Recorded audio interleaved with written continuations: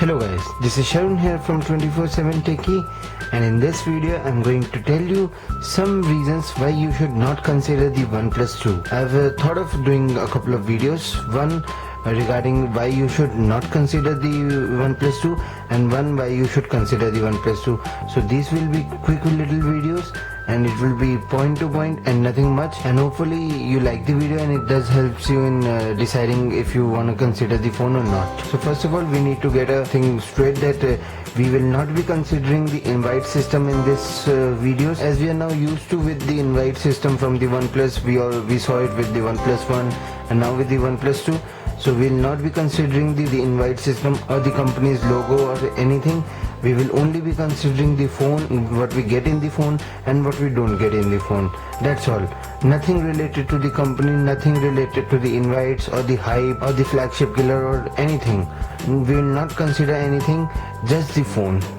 So this piece only will be considered. These points are in no specific order, and we'll start with first of all with the build and design. Yes, the phone does have a good build and design, but I've noticed that the phone is a little bit hefty and a lot heavy. So yes, it is only 175 to 179 grams, but it does feels very heavy. It is one of the major reason is that the weight distribution isn't really very good. You can feel a lot more weight on the top half of the phone compared it to the lower half of the phone. So more of a weight can be felt over here. So while we are using the phone like this, it does feels like heavy. If the weight distribution had been a little bit better, then the phone wouldn't have felt that much heavy like it's feeling right now. Another negative about this phone is the single speaker. The OnePlus 1 had dual stereo speakers, so both the grills were speaker plus a microphone, but on the OnePlus 2 they have just made a single speaker and another is just a microphone. They're just using this design so that it looks good. Yes, it does looks good, but the speaker output isn't really very good. Yes,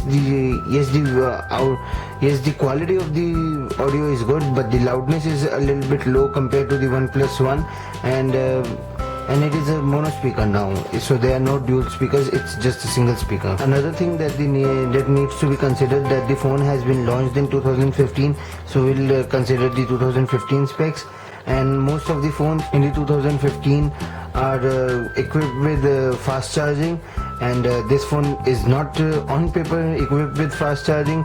There have been reports that the charging time is around 3 hours. I have reported that the charging time is just below 2 hours. So there are many discrepancies regarding the charging time of this phone, but on paper this phone does not support fast charging. So another negative regarding this phone was the non-availability of expandable storage.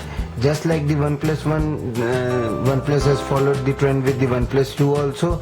So they have not included a micro SD card slot. They've included a dual SIM card slot, but they have not made it a hybrid SIM or anything like that. So the phone is restricted to 64 gigs or 16 gigs, whichever model you buy. Right now only 64 gigs is available. In the future it will be available in 16 gigs as well. So it will be restricted to that memory only, and it's only a dual SIM. No, they could have made it a hybrid SIM just like Samsung and Huawei does, so that they can cut a little bit of cost and give us an option of at least having a micro SD card slot. Another drawback regarding this phone is the non-availability of the removable battery. Yes guys, they've followed the same trend with this point as well. As you guys would be knowing that OnePlus just gives us root access and just gives us the option of flashing more and more ROMs. As I'm personally a very big fan of flashing more and more ROMs and kernels on a phone, and I've had this issue starting from OnePlus 1, that whenever we flash a ROM and if it goes into a boot loop or gets bricked, it was really very easy to take out the battery and reboot into recovery on other phones, but on these phones we have to keep on pressing these buttons, and if sometimes they do go back into the recovery mode, sometimes they don't.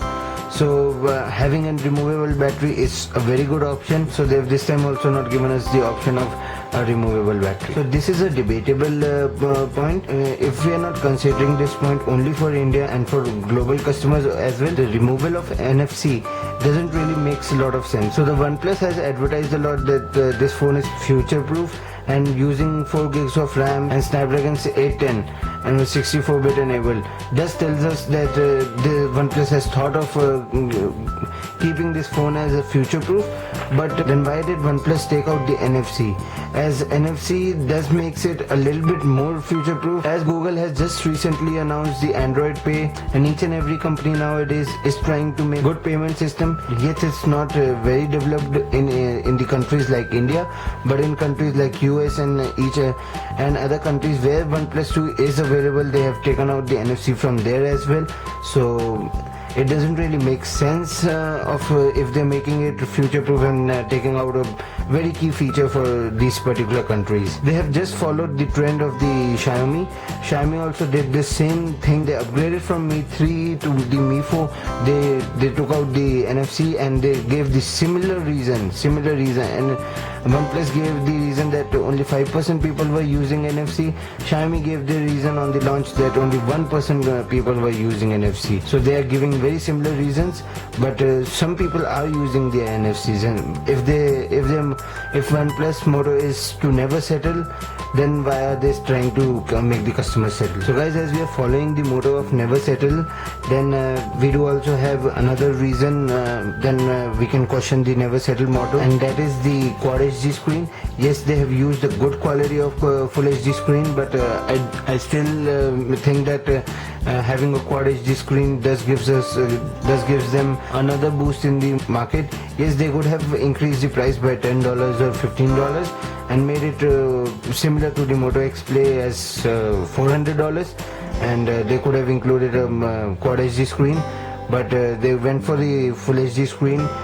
It is a good quality Full HD screen, but they have settled for a Full HD screen and not given us a Quad HD screen. So another thing that the OnePlus didn't want to settle but have settled in is the Oxygen OS. OnePlus and Cyanogen partnered for the OnePlus One, which was a very big hit. One of the major reasons for the hit of OnePlus One was the Cyanogen OS, which is a very powerful ROM, which is a very powerful operating system. But they both had a bitter breakup, and OnePlus 2 comes out of the box with the Oxygen OS, which is OnePlus homegrown operating system.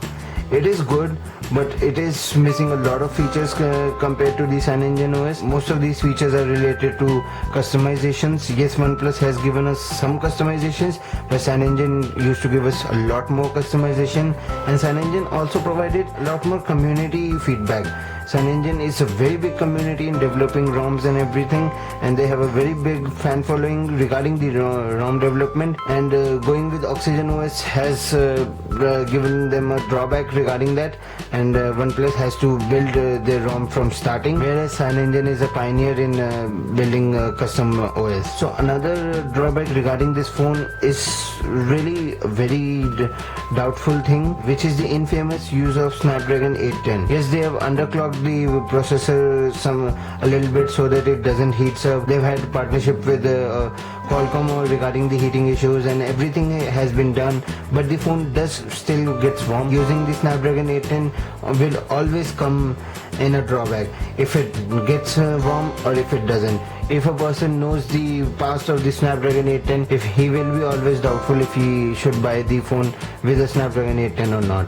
So this phone doesn't heats up. Yes, it does get warm, but using a Snapdragon 810 will always come in a drawback. So it's a default value type of thing. Another drawback regarding this phone is the advancement in technology, and going as the first phone to do that. So you would be thinking, if they are the first phone to do that, then why is it a drawback?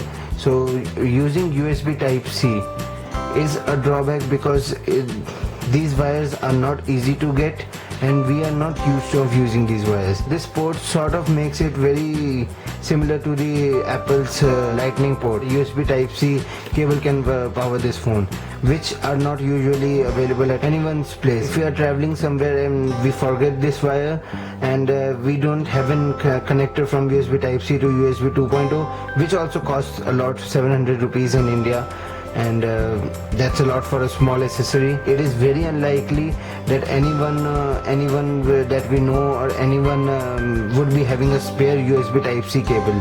Anyone would be having a USB 2.0 cable, but having a spare USB Type-C cable is very unlikely. So thank you guys for watching this video. This was Shaun here from 24/7 Techie, telling you guys some of the points why you should not consider the OnePlus 2. We will be very soon uploading a video related to why you should buy the OnePlus 2, and if it's not yet uploaded, it will be uploaded very soon, and I will be attaching a card to the video as soon as I upload that video. Do have a look at that video as well, because it will tell you all the reasons why you should consider the phone. Guys, please do subscribe to our channel, because we really need subscribers, and we are working very hard to bring you all this content, and if you subscribe to our channel, it will be a very big boost to us.